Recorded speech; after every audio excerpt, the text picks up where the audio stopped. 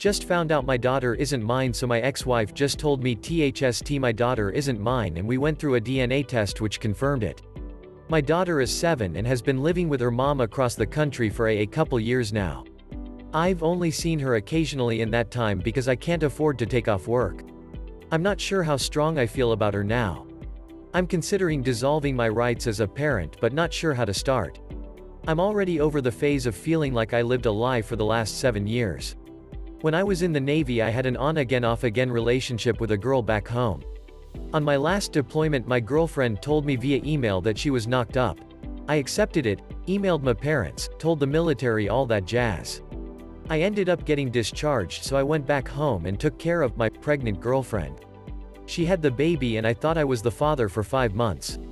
While she was on vacation with a girlfriend.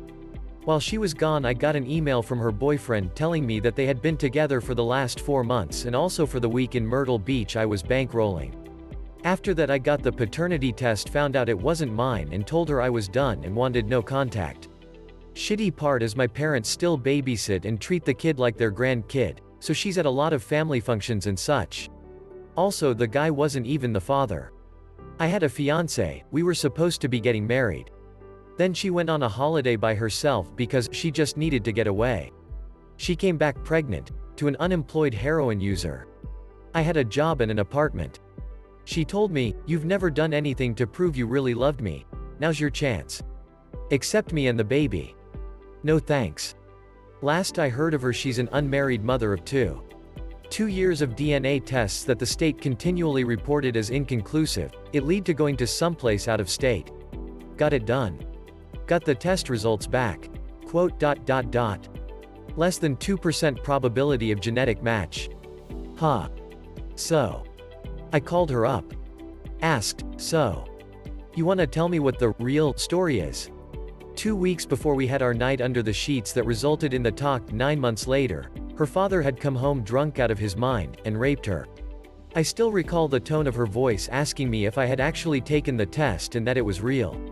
Well. Turns out her mother heard that conversation. Notified someone and dad took a DNA test. So her dad is the dad of her kid. And I felt horrible for her. I can't even joke about this. Her dad was arrested, the kid last I heard was doing well. It forced her to clean up her act, she'd gone in for heavy drug and alcohol use, and it drove us apart before the child did, and that was 10 or so years ago. We don't talk. Every once in a while I'll think about the kid, but... I dunno. This world ain't a nice place. And with all the shit she'd gone through, I wasn't gonna make it worse. So I left it alone. Edit. Woke up this morning to my inbox being flooded. Jesus. Some of what's here is taken from other responses I made. From what little I heard from mutual friends over the years, apparently dad came out of prison 3 years later, a Bible guy. This all took place in Texas, by the way. Supposedly he was doing his best to support her and whatnot. But there was some kind of falling out and she'd moved out and in with one of her girlfriends up in Dallas. I can't even fathom it, to be honest. I still consider the man to be scum-sucking trash for putting his daughter through all that. And I can't exactly fault her at all, for her, literally, wanting me to be the father. She was so hoping that it was the case, because it reviled her. The sobbing on the phone when the realization hit was shattering. I remember being on the phone for hours, most of it her crying. I recall my mom after the fact, telling me I should have sued her. In my mind it was done.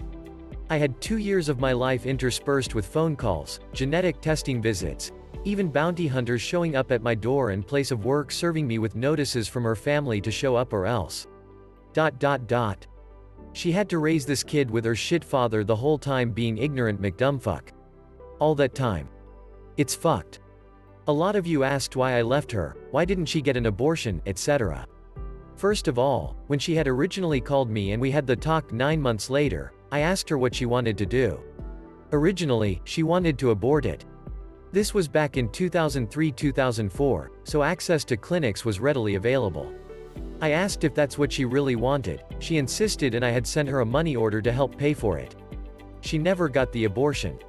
I originally got a story she went in, took the pill they gave her and it made her so sick she left. I was 22 to 23, and didn't really know jack shit about how they do abortions. What we learned in high school involved either the scrape or the vacuum cleaner methods. So I took her word for it. Sometime later she went to the courts, at her family's insistence, and wanted me to provide child support, and that's when I had the choice to either pay for it or get the testing. Talking it out with my parents, cause like fuck all if I knew what I was doing, I decided on getting the test done. If I was going to pay for it, best to make sure I was the one who should have been responsible. At this point in our relationship, it had been about a year since that night we got down and dirty, and we broke up about 3 to 4 months after that night. I had moved back home with my parents. The job I had in Houston went out of business. I was out of money and had no other options. We broke up due to her frequent alcohol and drug usage. I never understood the need for anyone to get completely wasted on alcohol. 1 to 2 drinks? Fine. Smoke some dope? It's fine. Cocaine? What the fuck? No. So I ended it. She was consistently plastered and uncontrollable. And this was all before I'd even learned she was pregnant.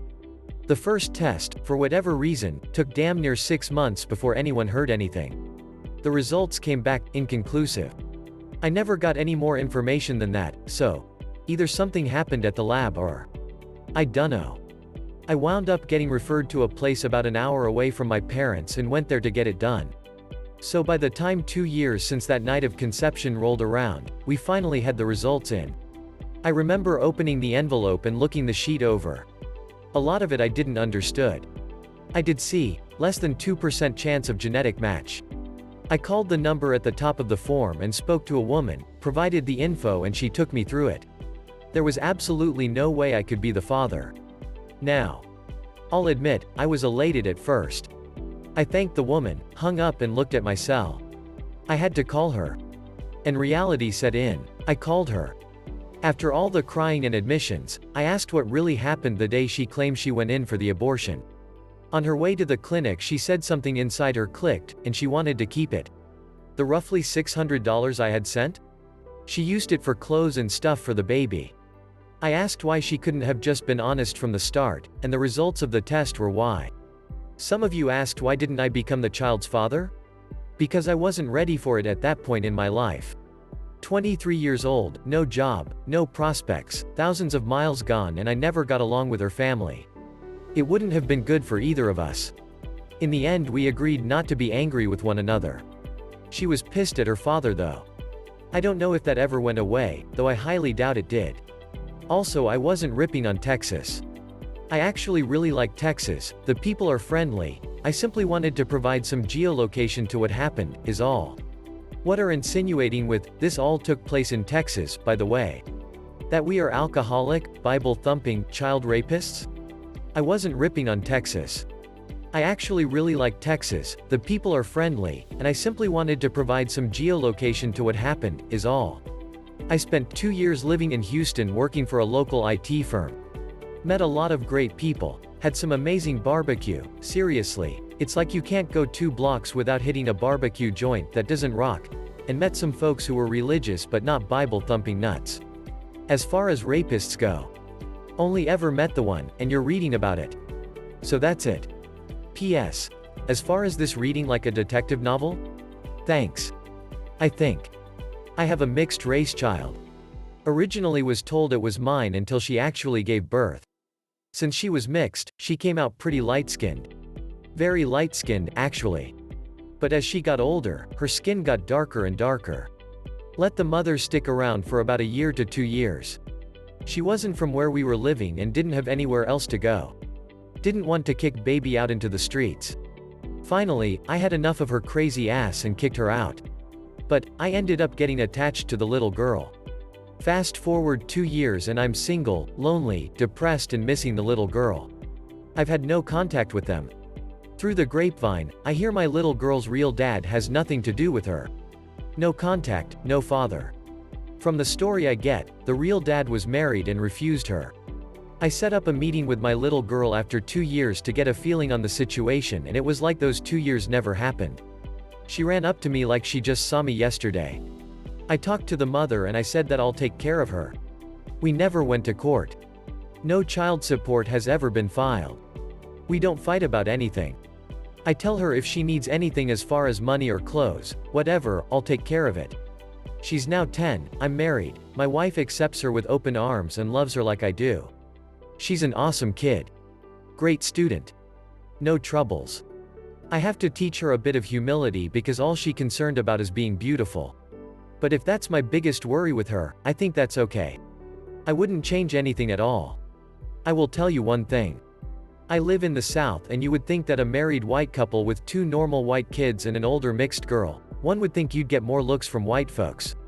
Surprisingly, it's the black folks that gives us more WTF looks than anything. But like I said, I wouldn't trade her for anything. I love that silly girl.